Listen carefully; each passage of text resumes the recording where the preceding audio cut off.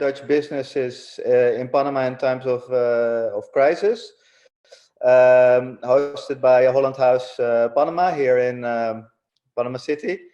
Holland House is a bilateral chamber of commerce that promotes trade and investments between the Netherlands and Panama with networking and business support services. We have invited a number of speakers to this webinar in Panama that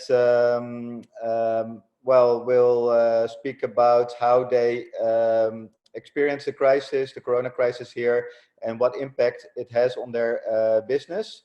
So let's make a quick round. Who we have on the table? A short introduction. Ilse, could you introduce yourself? Thank you. My name is Ilse Smits. I'm the Dutch ambassador of the Kingdom of the Netherlands in Panama. Fabia Tettler Bueno. I'm the Philips leader for Latin America, based here also in Panama. And Nico? Hello, my name is Nico de Vries, the general manager of VT Shipping. Antoine? Hello, Antoine Cross, regional sales manager for KLM. Paul? Good morning, good afternoon. My name is Paul Ravenstein. I'm the managing director of the office of Witteveen Bos in Panama and responsible for Latin America. Okay, well, thank you and welcome, dear speakers. Thank you for being with us today. All attendees around the world, about 60 people from 7 countries, very welcome. During the webinar, you can ask questions about the business situation in Panama and what measures the government has taken here via the Q&A below, and my assistant will answer those questions during the webinar as best as she can. At the end of the webinar, there will also be an opportunity for attendees to ask questions by voice to the speakers here. Well, first I would like to start with the Dutch ambassador, Ilse. Thank you very much for being here. Could you update us a little bit on the current business situation or the general situation in Panama? Yes, thank you, Remco. And first of all, thank you for this great initiative and gathering everybody around the world. And great that we are able in this virtual manner to speak to each other again and exchange our experiences. And first, I would like to start with well, expressing the hope that everybody's okay, because this is first and foremost a human tragedy and a human crisis. So I hope that you are all fine and your family and friends and all the loved ones around you are okay. Going back to your question, Remco, about how we have experienced the crisis so far and the current situation in Panama. Before we started this panel, well, with the panelists, we were already online and we were speaking very shortly about how fast everything has happened to us. And it was only well, less than 3 weeks ago that in Panama the state of emergency was declared on the 13th of March. And on the 14th of March, all commercial flights from Asia and Europe were banned. And for me, at that point, the crisis immediately started because we found ourselves in this country with a lot of stranded Dutch people that wanted to go home and didn't have any possibility anymore. For at least 10 days, we worked together with KLM, excellent cooperation, but Antoine will probably tell you more about that. I think the biggest hit also came for the rest of the country when all commercial flights were banned on the 24th of March, and more or less within 10 days the whole country locked up. It ended with a curfew, and after that we within 2 or 3 days we went from a curfew to a total quarantine. This may seem radical, and in the beginning it seemed radical to me too. But I believe that Panama has acted in a proactive way, and it was not the only country in Latin America that has acted in that way. In the 3 weeks of this consular crisis that we were in, the government has been rather flexible and proactive for us, also in granting passage for the flights of KLM, for the cruceros, the Zaandam and the Rotterdam to pass through the canal, flexible in allowing salvoconductos for travelers that needed to get from the other side of the country to the airport. And we've been working very well with the different ministries, with the Ministry of Salud and also with the National Police. I have to be brief, but now in the situation where we are now in is still a situation of crisis. And we constantly look as an embassy together with our other European missions and together with the Embassy of the USA and Canada about the different triggers that help us analyze the situation that we are in. And we look among 3 lines, and one is the health situation, the other is the security situation, and the other is the supply situation or supply chain situation. And well, you all read the papers or you read the news, but to those that are not in Panama, but a bit farther away, I believe Panama, this morning I read the new numbers, we are now at 2,100 cases of COVID-19, 55 people have deceased. Panama is taking measures by building a modular hospital. Well, we will have to see how the health situation will develop. I know the Development Bank of Latin America donated, I believe, $400,000 to buy ventilators.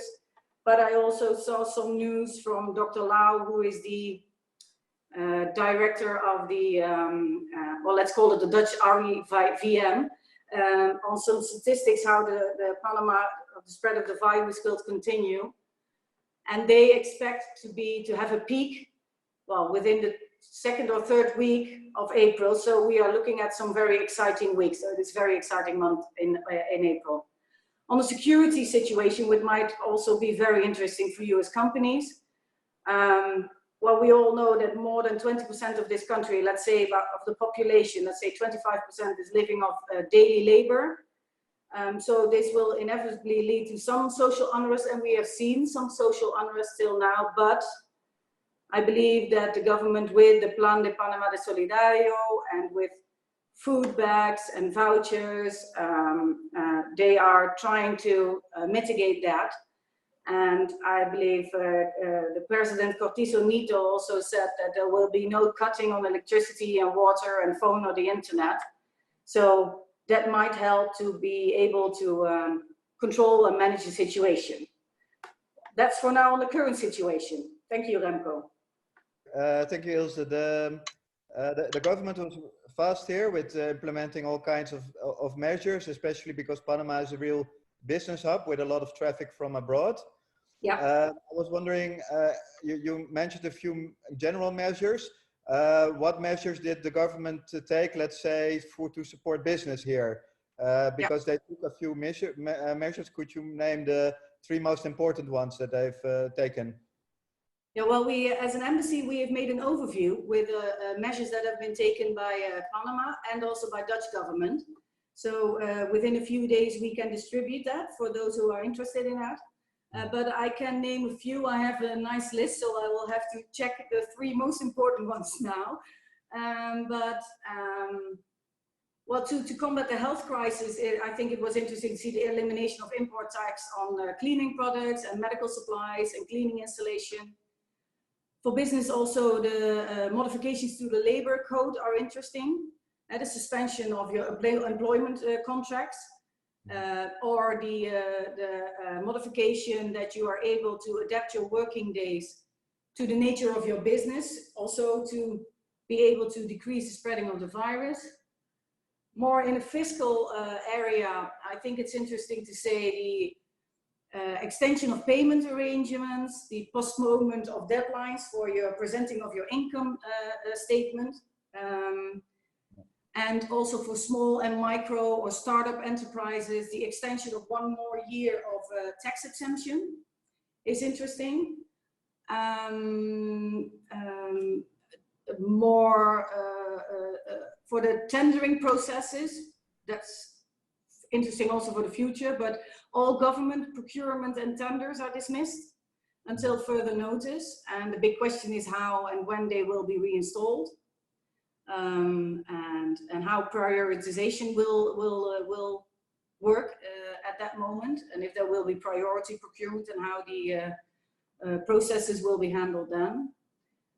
On the financial side, the Ministry of Finance gave a sort of a equity or a capital injection via the banking sector for the financial institutions to have more liquidity, to be able to stimulate credit facilities to support the financial sector, and the banking in their turn have looked at modification of loans, for instance on modification of the payment obligations or grant grace periods in loans, or also payment postponements.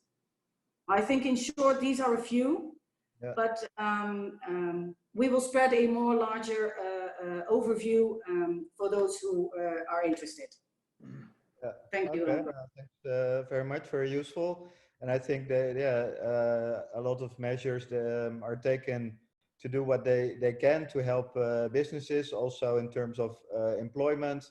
With it's called in Dutch arbeidstijdverkorting, that employees can work less. These kind of things. So we'll provide the webinar participants later with an overview of these measures, and probably as Holland House will organize a session on the measures that the government has taken in terms of the labor market later on. Now I would like to go to Fabia, the CEO of Philips in LATAM. I think it has been quite stressful times lately. No? Could you tell us a little bit about how the past couple of weeks have been for Philips here? Yeah, first of all, thank you so much for inviting Philips to be here today, online in a safe way where everybody can keep the social distance required. But it has been very crazy for us. We are now worldwide for 3 weeks, everybody already at home. Some countries have started earlier, but for 3 weeks ago already, we decided that all employees for Philips that could had to do home office. And that was when we started here in Panama. Here in Panama, we have our regional office for whole Latin America. So from here, my team is responsible for 2,800 people in Latin America. So the first week was crazy because we had something like 300 people traveling, and we had to make sure that they, not all of them abroad, some of them inside the home country, like Brazil or Argentina. So we had to make sure that everybody went back home. Unfortunately, one person we didn't manage to get back home on time. It's a Peruvian that is in Dominican Republic. For the rest, we managed to get everybody home. So that was the first week craziness. And then also in this first week, we had to really accelerate getting safety materials for the engineers and the factory people. We have 3 factories, and we have engineers all around serving hospitals to keep the machines running. So we had a huge issue because there were not safety materials enough for all these engineers and factory people. So the first week was like accommodation of the dust, getting everybody home, making sure that everybody that had to be outside, that they had the whole safety materials they needed, and ensuring that we had a protocol for home office, because we had to send let's say 2,000 people to work from home, and 800 that had to be outside had to have the safety materials they needed.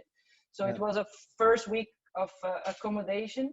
Then the second week was very much about and now, because 30% of the business completely stopped it.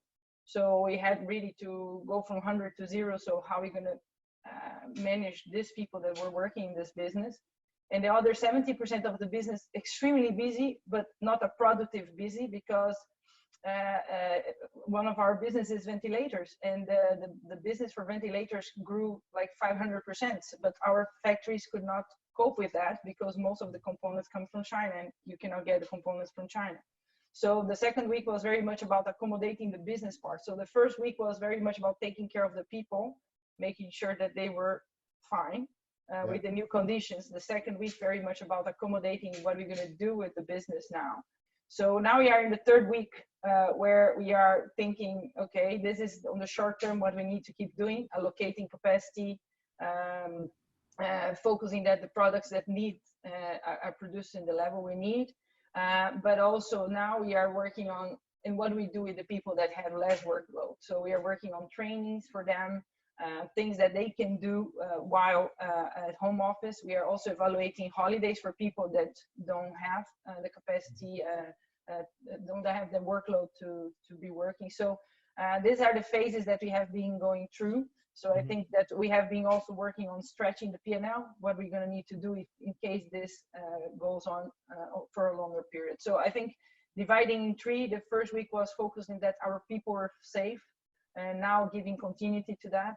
Then the second week, and also now giving continuity to that, making sure that our customers get everything they need, the best we can serve them in this current situation. And then with the phase we are now, that also going to give continuity to, is the business continuity. Make sure that we make maximum use of the people that are working, and the ones that are not working, how to make sure that they are occupied, or either with trainings or with activities that are going to help us when we get out of this crisis. So this is in big lines what's going on. It has been very busy for sure, and I think it's still going to be in the coming weeks. Okay. Thanks a lot. Could you enlighten us a bit on how you manage that? You have all these people working from home. How do you lead such an organization basically from home? From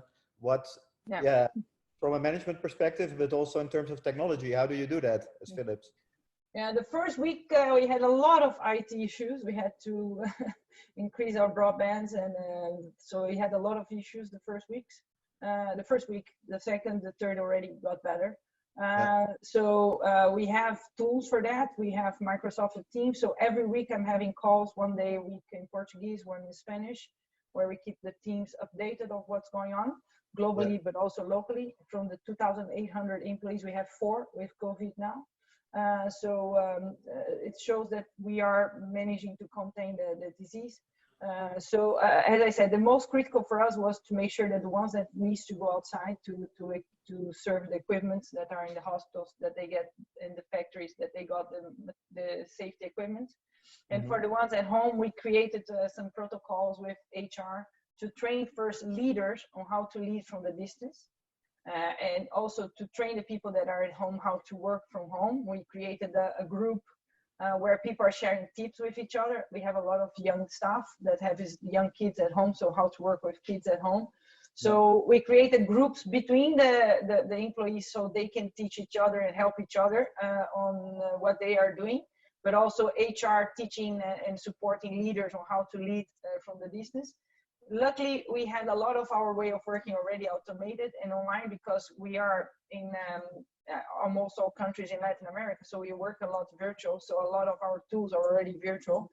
So we just brought them to the next level now. So I think that is basically, in short, HR helping us with tools, and us helping each other with benchmarking, and 3, maximizing the electronic devices we have and the tools we have online, like Microsoft Teams and Tableau, this kind of things we are using much more.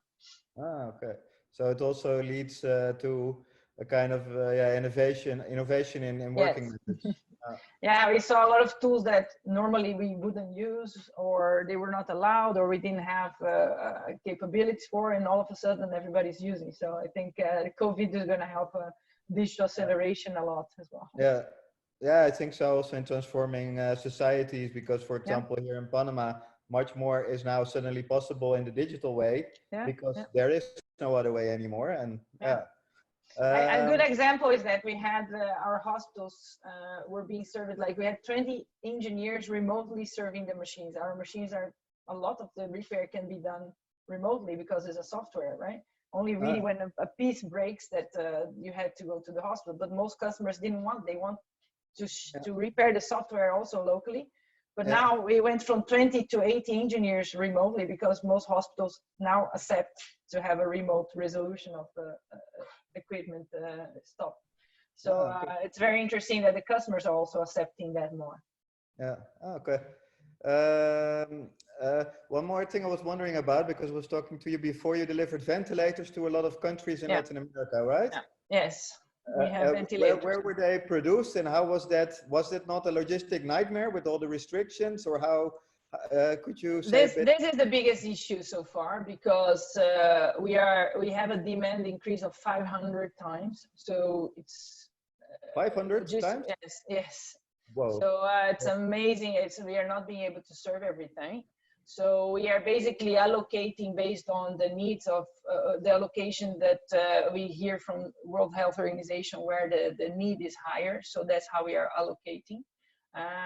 That's one thing. And the second thing is we produce in US and China and in Mexico.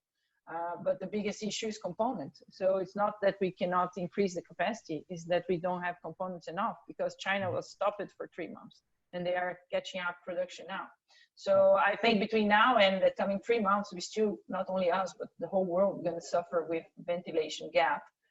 So we have to allocate really where the need is the highest, where there are less ICU beds, because otherwise if you allocate to places where there is enough ICU beds, you're putting other lives in danger. So we are working on allocating together with World Health Organization demand, and then focusing on accelerating as much as possible, getting the production to the levels that the market's demanding now. Okay, well, thumbs up for the great job, because it's life-saving devices, and that you're now distributing everywhere. And I wish you all the best in the coming period, which will be continuing to be very busy.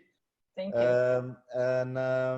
Now want to go to another speaker that has suffered dramatic consequences as well, in a more in a negative way concerning the flights, but also brought many people back home from Panama in cooperation with the embassy. That's KLM.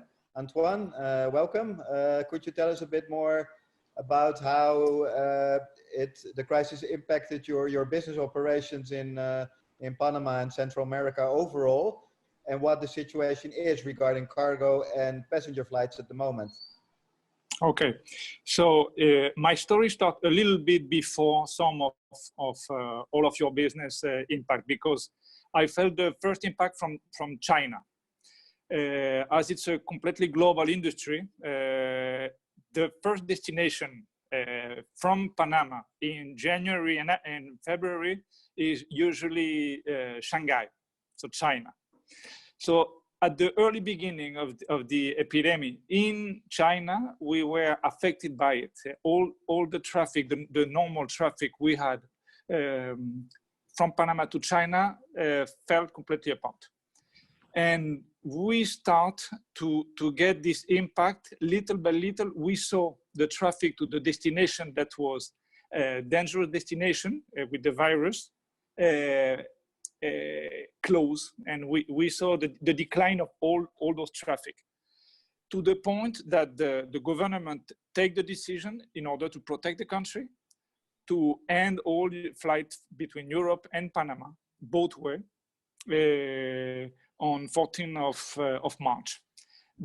We knew they were about to take the decision, but they took the decision in the morning, application the same night. So the possibility to take action was impossible. So we had all the people, the European.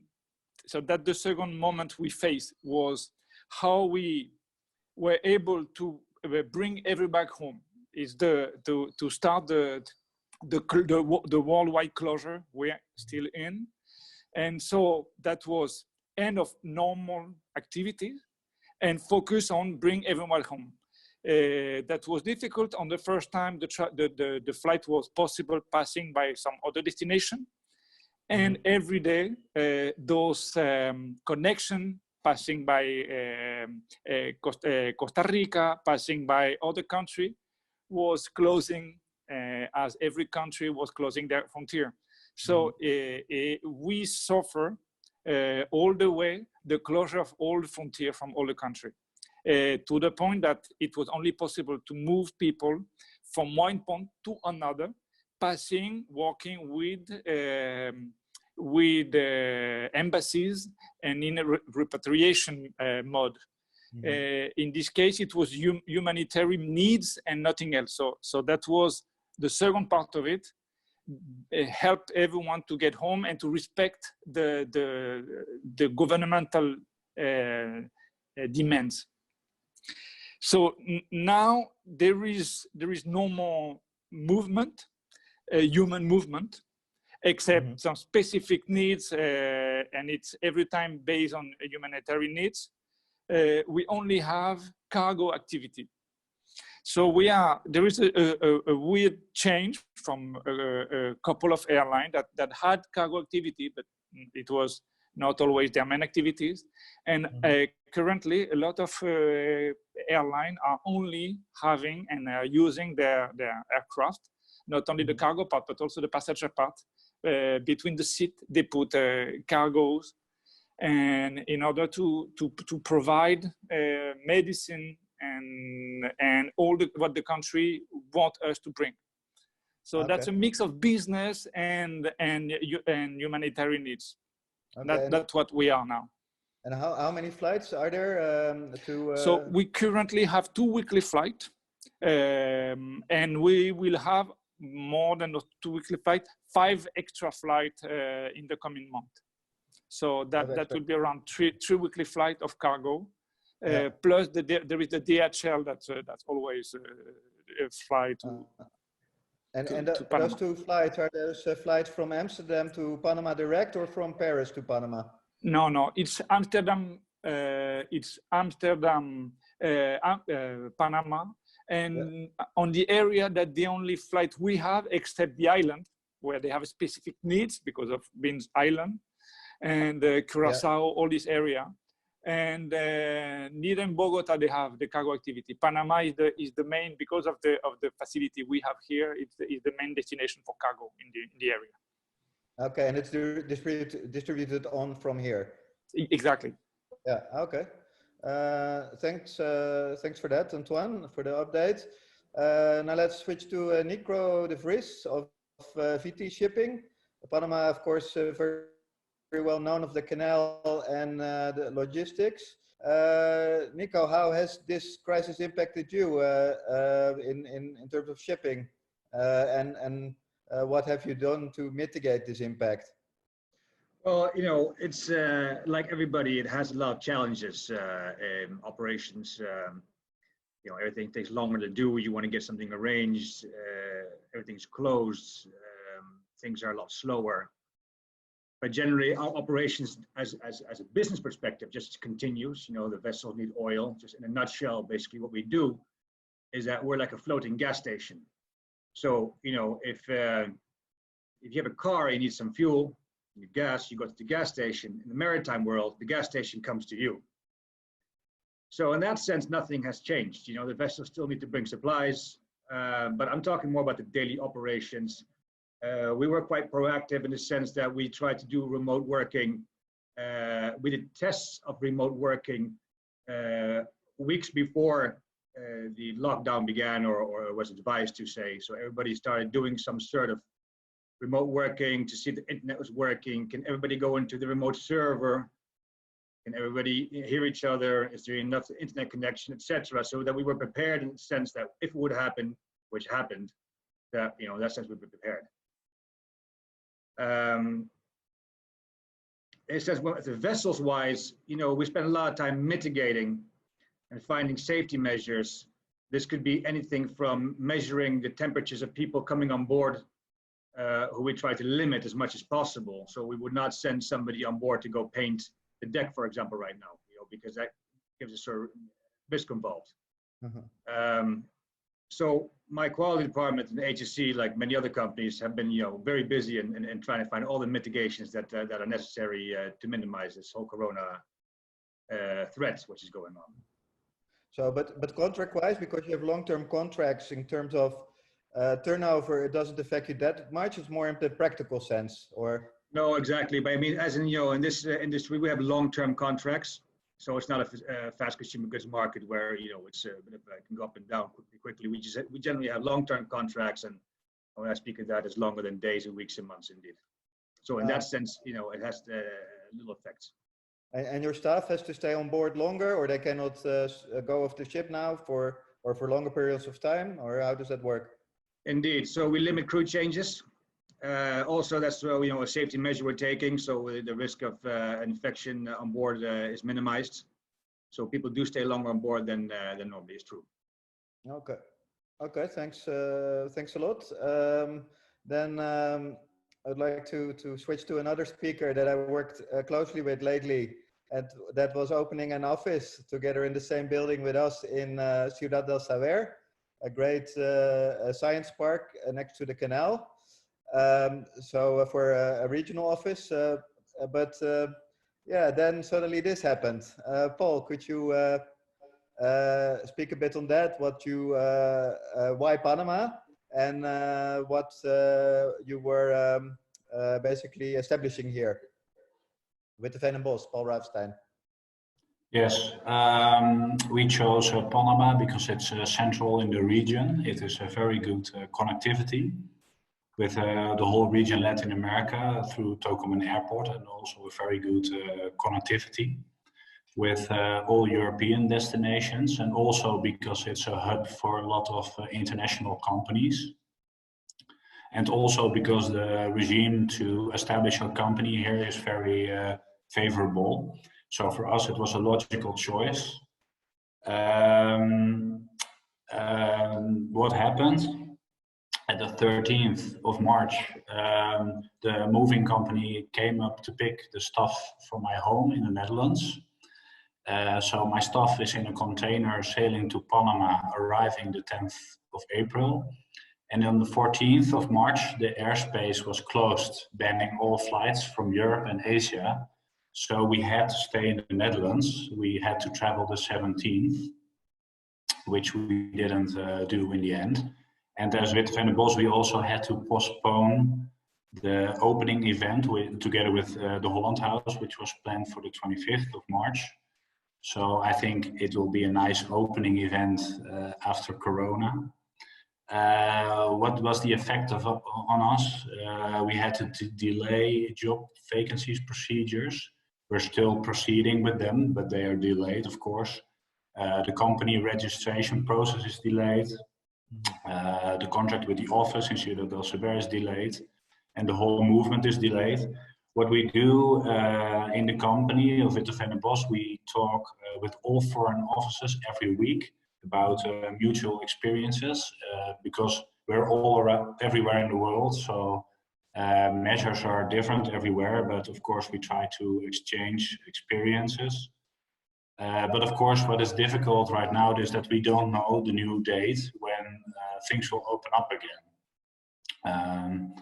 So that's difficult. Worldwide in Witteveen Bos, we decided that everybody has to work from home. So I recognize myself very well in the story of Fabia Tetro Philips. We have similar experiences, and everybody now is using all the digital tools. I'm really wondering if Corona is over, if we are still going to use all these digital tools, because it's actually more effective sometimes. Furthermore, everywhere in the world we're following the local guidelines and restrictions of local governments. And we decided not to travel in the Netherlands. So all employees of Witteveen Bos have to stay home, can make a block around their own house and go shopping, of course. But we don't travel in the Netherlands as well, and also not internationally, zero travel. And of course, we communicated this all with clients, subcontractors and other companies that we work with, also about business. But actually, we're still pretty effective. Projects are continuing, leads are continuing, proposals are continuing. You see that some of the business is delayed or has been frozen, but still clients from Latin America are calling me, so that's fine. That's good. So you're still committed to your investment in Panama, because it was going to be a regional office for Latin America. Are there any changes in the investment plans of Witteveen Bos, or are they the same? No, for now they stay the same. So opening the office in Panama is moved for, let's say, 2 or 3 months. But of course, nobody knows in the whole world what will happen exactly. I think a lot depends on if the 100% quarantine will be opened again, let's say in 1 month or so, or 6 weeks, or if it will take 4 to 5 months. Because if it will take 4 to 5 months, it will be a far more bigger problem, and it will also provoke a second order effect, I think. Not only the direct damage now in this period, but also a lot of people that will get unemployed, cannot go to hospitals to be treated. So and it will be far more difficult to get out of the crisis. So this discussion is actually very interesting, I think. When we open up again. Yeah, well, I would like to continue on that, on the expectations everybody has on how this, the business outlook will be and the economic outlook for Panama in the near future and Latin America. Fabia, what do you think will happen? Because of course we call it in Dutch koffiedik kijken. Cannot look in the future. We don't have a glass like a crystal ball. But what do you expect the development for the region will be after this is over, and how long will this take in your expectation? Well, I think that what you see is that in Europe, I have family and friends there. What you see is that everybody's talking about everybody's very worried about the health impact, right? But here, I think if I talk to my team here and to people around, people are more worried about the social impact, violence, what is going to happen with these people that don't have social net. So I think the impact here on economic and health, it's a problem around the world. Here we're going to have also a social impact that's very big. And we're not going to be quickly solved because we don't have safe nets in most countries in Latin America. So I think that part is an extra that you're going to add to the complexity. I don't think this year is going to be a normal year for anybody. We are all hearing about it's a lost year. The question is how much we can recover from that. I think some business are going to come back.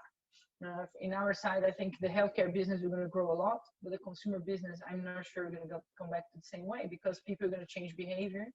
They're not going to need the same things, and also they're going to reprioritize things in a different way. So I think that that's what we don't have a crystal ball, but everybody's trying to see what is going to happen after that. From our side, we know that the healthcare part of the business for sure is going to grow a lot. But the consumer is going to have to rethink completely how we're going to do it, because for sure people are going to prioritize things differently. And I think every company needs to do the same exercise for themselves on how we're going to the business look like later. That's one thing. The second thing is to stretch the P&Ls, because this can take 3 months, but can take another 9 months. So you have to stretch your P&L exercise to see which triggers I have to take when, if the crisis keeps extending. So I think these are business-wise the key things we're going to have to do, and for sure this is going to impact the whole society around us. And the longer it takes, the bigger the impact, right? And economically, for example, in the Western world, like in the Netherlands and some other countries, there are quite a bit of reserves that they're pumping into the economy. And I think that this is much more difficult in Latin America for governments to stimulate the economy that much as we're doing in the Netherlands. What do you think of the regional economy here, and what is needed, you think, to help these countries after the crisis? You have an idea on that? Well, you see, I'm going to give an example from Brazil. I'm from there. There are many discussions about a safe net, a minimum wage for people that are going to fall out of the system now. And I think governments, we're going to have to think that, because if they don't, the social unrest are going to be crazy, and they're going to generate much more losses, even in life, than probably the COVID will. So the governments have to think that, and you see that there are some moves already in Argentina. The government's thinking that. In Brazil, in Panama, it's not that big, because if they release 50 million for 1 million people, it's $50, right? It's nothing.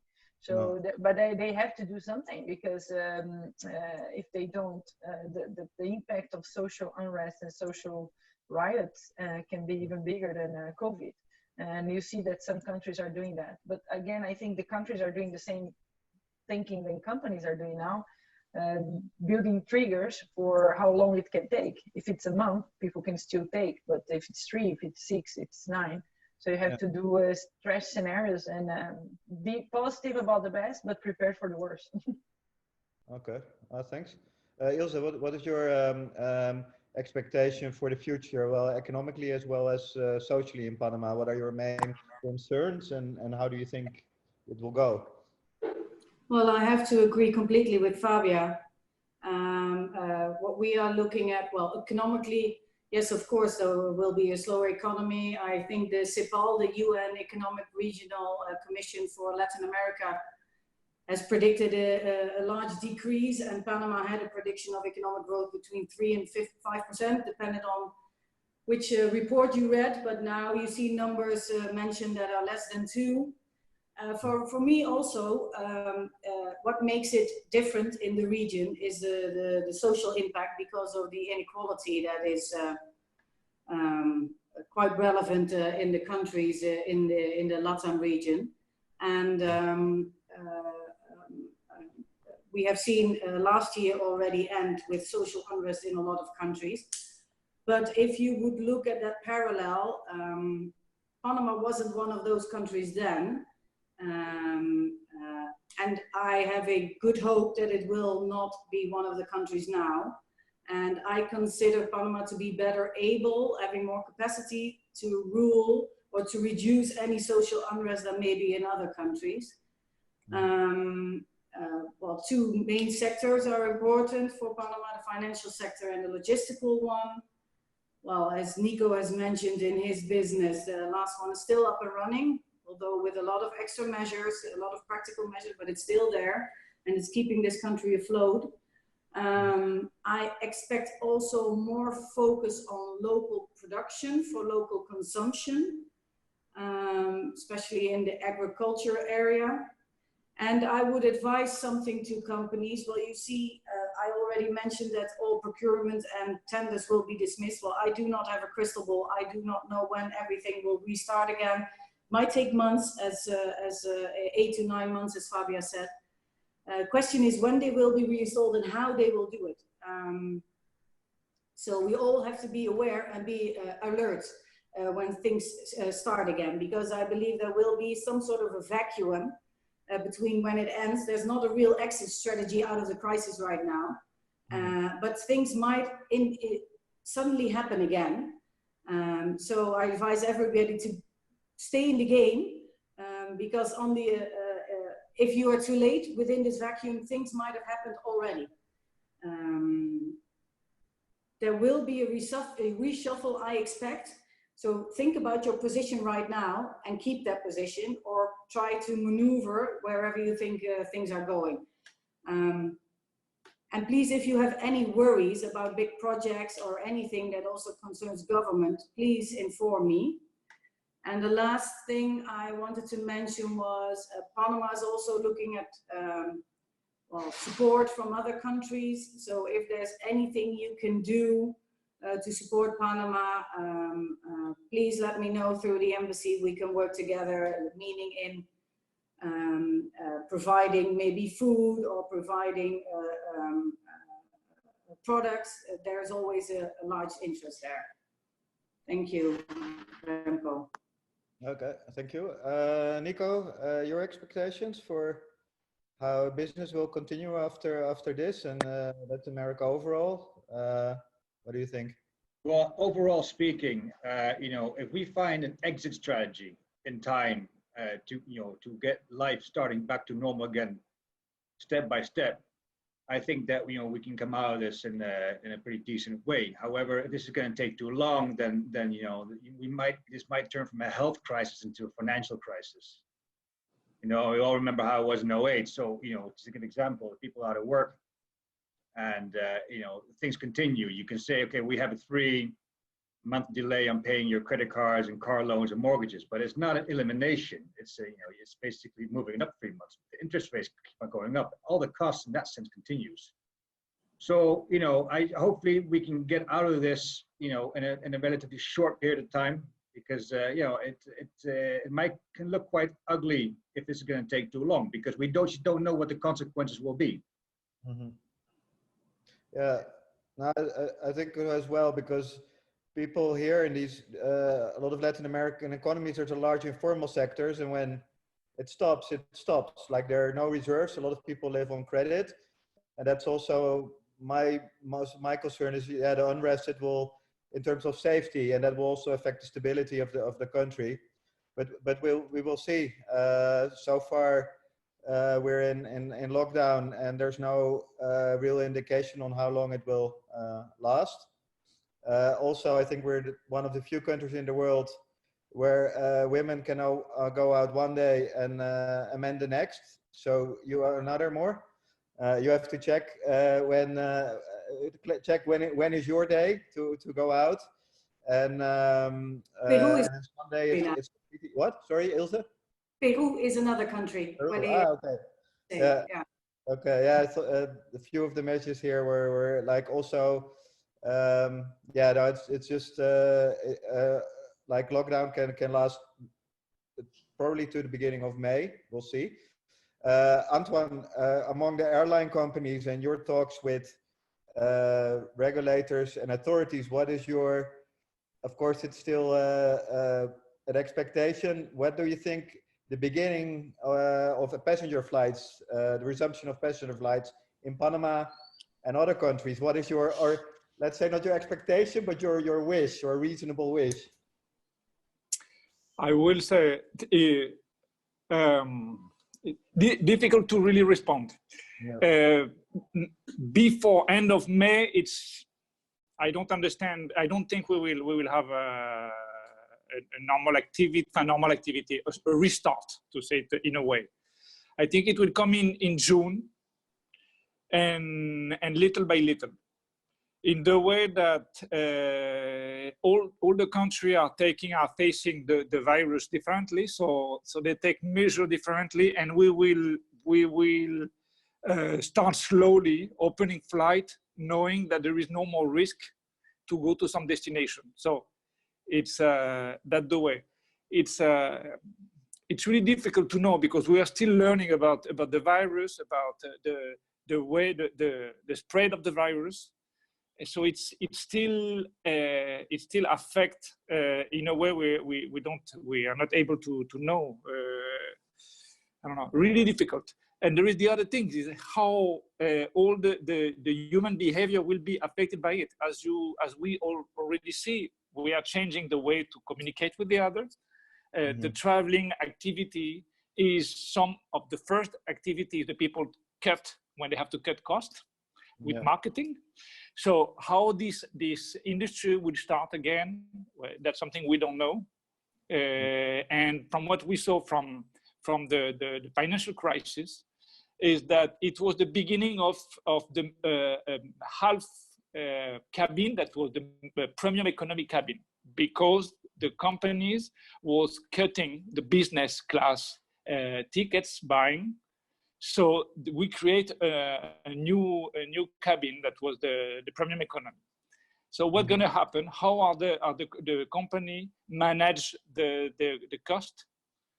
That's something we will see. I think it's going to be really, really impacting, and that the part the country will have to help to manage all the lack of treasury, the amount of debt we all company will have. How we gonna be able to manage this? Okay. Thanks for commenting on that, Antoine. Now, final question for participants, because all the attendees, companies around the world, or especially in Panama, they're in the same crisis. Do you have any tips for them in short, let's say, bullet points, what to do in these times of crisis? If I may start with Fabia. what would you recommend to other businesses in Panama or Latin America to do right now? Well, I think the first thing is to make sure that your team is safe. I think that's the most important thing. And then be close to your customers. Your customers are going to change. They're going to need different things. So we see like in our customers, the hospitals, they need different things than they needed before. And the third one is, as I said, be prepared for being hopeful for the best, but prepared for the worst. You have to prepare scenarios with triggers of what to take of measures in a certain moment, because we don't know how long they're going to take. Okay, thank you. Then to Nico, what do you recommend other businesses to do right now? Well, I think that Fabio hit the nail on the head. I mean, it's safety first, of course. You can make sure that's all in order, and the rest will come as it goes. You know, like in every cases, there's always opportunity. You know, people will get creative. Maybe, you know, do we really need such big office spaces after this health crisis? I mean, do we need an office where we can fit in 500 people, to maybe downsize to 250 and the rest of switching off and working from home, you know? So, you know, this might have a lot of positive impact in the long term. But I mean, in the short term, you know, we just have to weigh it out. I mean, it's like I said, you know, this has to blow over in a few months, hopefully, and we take out what we learn from there to make it a bit more of an efficient way of working.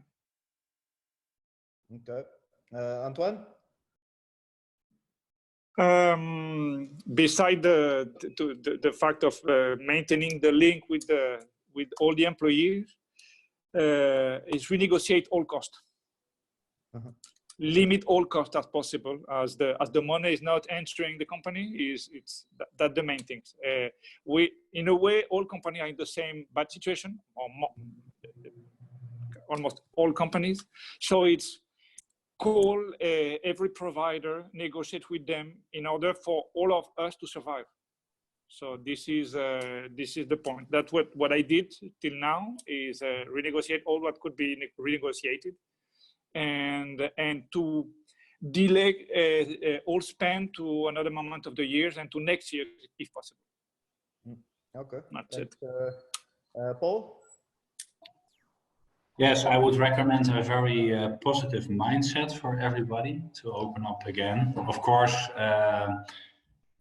respect the health and the social situation is very important.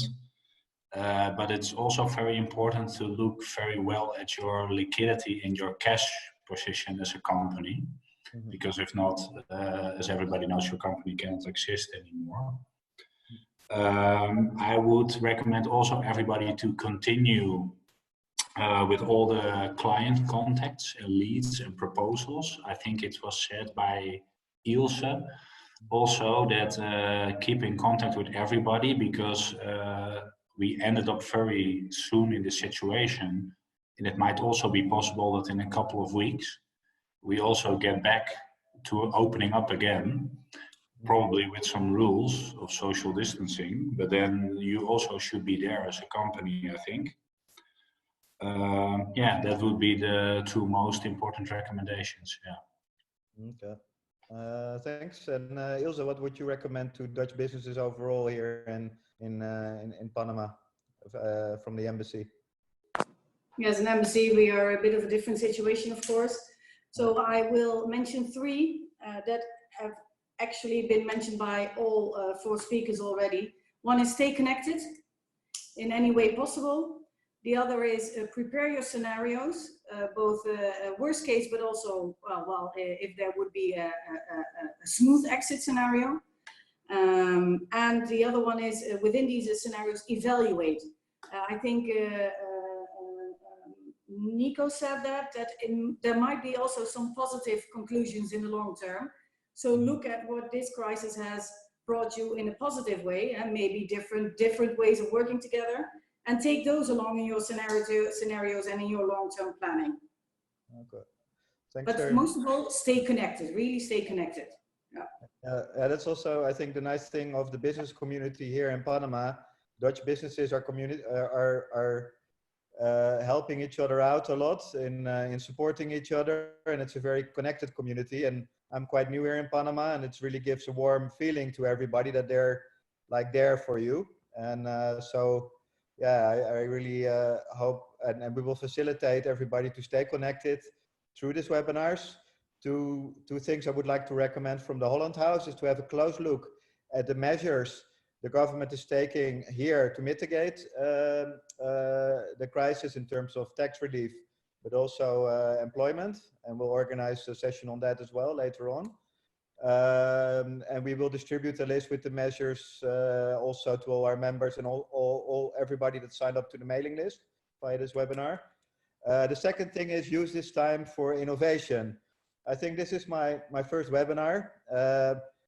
It's great to experiment with these kind of things because a lot of activities you can still do. You do them a little bit different. Normally, as a Holland House, I would do physical events. Yeah, when you're sitting at home for some time, you look at other opportunities. So this is also a time for opportunity to experiment with digital technology, meeting your peers online and organizing sessions. And this is something for business support offices, embassies all over the world to do, and businesses as well. And use the time to innovate, organize sessions, share your knowledge. So that's what I would like to recommend to everybody listening. One positive thing I also want to lighten up, of course, the impact is negative for a lot of people and a lot of businesses.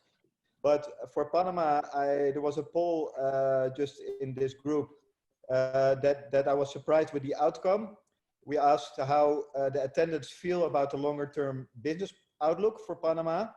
And surprisingly, most of the attendees voted for positive, 43%. So the majority is positive about the business outlook, export investments for Panama. And I think this is a surprising sentiment, but also gives trust for the future that a lot of these companies that are doing business with Panama have a positive outlook.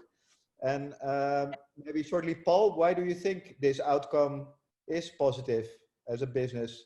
Did you expect this, or how do you think this result came about? Yeah, I expected that because, of course, on short notice there will be an impact, but because of the central lying position of Panama, having the Panama Canal, so it will always attract a lot of shipping traffic as a central focus point of logistics in the area. And it also has the policy of Tocumen International Airport being the largest airport in at least central and the northern part of South America. And it is a relatively small country like the Netherlands. Mm-hmm. So it should look for business opportunities outside of the country, and I wouldn't expect a protective policy. So yeah, I think it will grow again. Yeah. Okay. Thank you. Now I would like to open the floor to the attendees. There's a function to raise your hand, and then you can ask a question to the panelists. So if anybody has a question to ask any of the panelists, I will allow you to talk. So you can use the raise hand feature. So please, if there's a question, you can raise your hand online, virtually.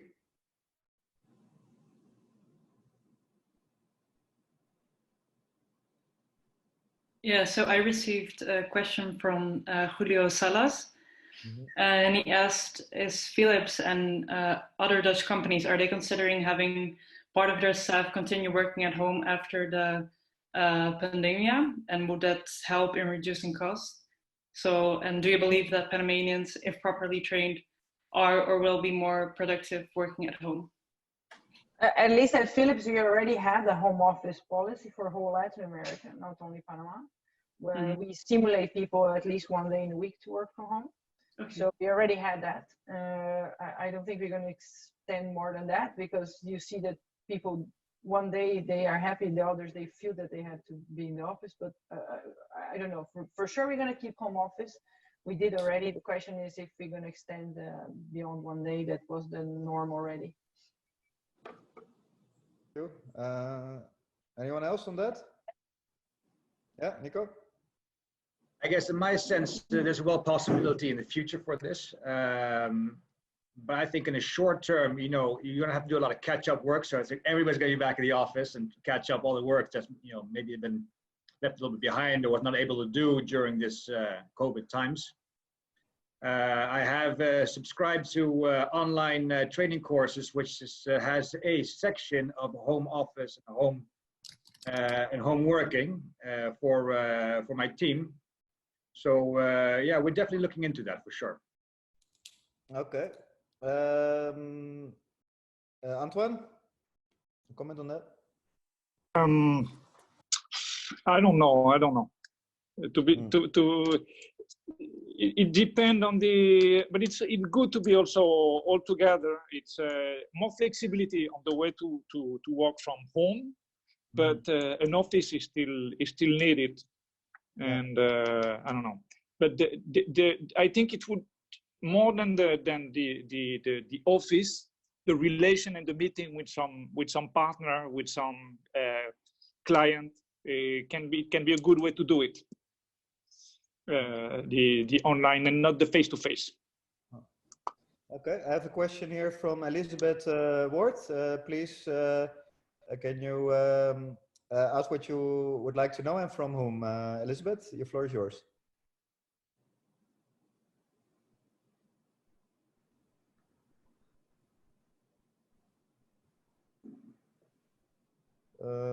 Yeah, no, I think it's not working. Okay, Elizabeth, can you hear us? There we go. Elizabeth? Yes. Yeah. There we go. Yes, I don't know if you heard the beginning of the question. No, could you repeat it, please? Okay. Yes, the question is directed to Fabia. And first of all, thank you very much. Fabia, as I understand, or we all understand, right now the capacity for producing ventilators, you can't even meet the demand. And obviously you have the problem of the components right now, which hopefully will end. But once the pandemic is weeding down or hopefully even over, you probably won't have a need for producing ventilators because all hospitals will have supplied themselves above and beyond what will be necessary in the future, hopefully. What would you foresee doing with these factories, which will now have been adapted to mass production of ventilators? So the major issue that we have now is components, because the factories with the capacity, let's say with the setup we have, we could up to 5 times increase the capacity. So the issue is to have components. So you put more people to work more shifts. So now what we are doing is maximizing the shifts of the existing lines and trying to get as much as possible components. And then depending on the factory, you can increase 2 times. Depending on the factory, can increase 5 times, just putting more shifts, more components in the same factory. What we are also doing is looking into factories that produce other things like shavers and things that people are not using that much to see if we can do assembly on those lines. So certain things are assembly only, and that is more flexible to go up and down volume, and you can reduce afterwards. So what we are trying to do is look into these ways of making it flexible for temporary increase and then decrease afterwards. But the main bottleneck is not the production, to be honest, because a lot of the products is assembly. So you can produce a lot of components in one time and then assemble them. And assembly, it's flexible. The problem really is the components capacity. And that is where I believe that that's why the dilemma is, that's why the social distancing, they want to keep people safe to avoid going to the maximum volume that the hospitals can take. Because there is not ventilation, they also don't want to put for the maximum, right? Because you never know what the maximum is. So there is a certain flexibility, let's put like that, to make it simpler. And we are working with that. Thank you. Yep. Did it answer your question? Yes. Well, actually, yes. And part of it may be I did not explain it well.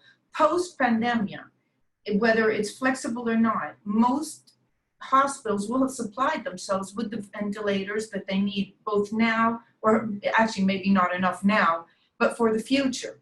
So what would be done with these factories in the future when the need for ventilators has already been supplied based on the pandemic? Yeah. Well, that's what you do with factories all the time, right? You have to put other things to work on them. I have products that I don't use anymore, so you put something else in the same factory, or sometimes you close a factory and put somewhere else. So we are not building new factories. We are working on the factories we have, making the capacity bigger, and you can put down if you don't need all the capacity. But the reality is, the reason why there is so much demand is because many countries in the world didn't have enough ICUs, and now they're catching up. So actually what's happening now is a catch up of that should have happened some years ago, mainly in Latin America. Okay, thank you, Elizabeth. I would, if there are other attendees, they can raise their hands. If there's anyone else that wants to ask one of the panelists, please do so now. No, I don't think so. Okay, then I think I'll close the webinar. The questions that that were asked will still be answered. I would, well, first of all the panelists, I would thank you very much for contributing to this discussion. I hope we can do this again. Well, Ilse, Fabia, Antoine, Nico and Paul, thank you very much. Paul, I still will hope you will be my neighbor very soon, and we'll come to Panama when it's possible again. And yeah, thanks a lot. I think it was very useful to share your thoughts. Thank you. Your experiences. On the on the Holland House, you can find information on our activities here on hollandhouse.com. We will share the recording online of this session as well. Also, I would like to thank our, we have 30 members now in Panama. We especially like to thank our platinum and founding members that set us up in September. It's Vopak, Philips, Heineken, VTTI, the Chamber of Commerce of Curaçao, the Netherlands Embassy, Van Oort, Boskalis, and VT Shipping. Thank you very much for supporting us. Also now, we will do what we can for a virtual way for our members continuing from this. And if you have any further questions or want to know something about Panama, feel free to contact me or Esther or the Dutch Embassy on what you need to know. We'll try to help you as much as you can. Anyone want to add anything, or can I close the meeting? Looking forward to a new webinar, Remco. Yeah, very much indeed, Remco. Thanks for having me. Yeah. Thank you all. Thank you all. Bye-bye. Thank you. Bye-bye.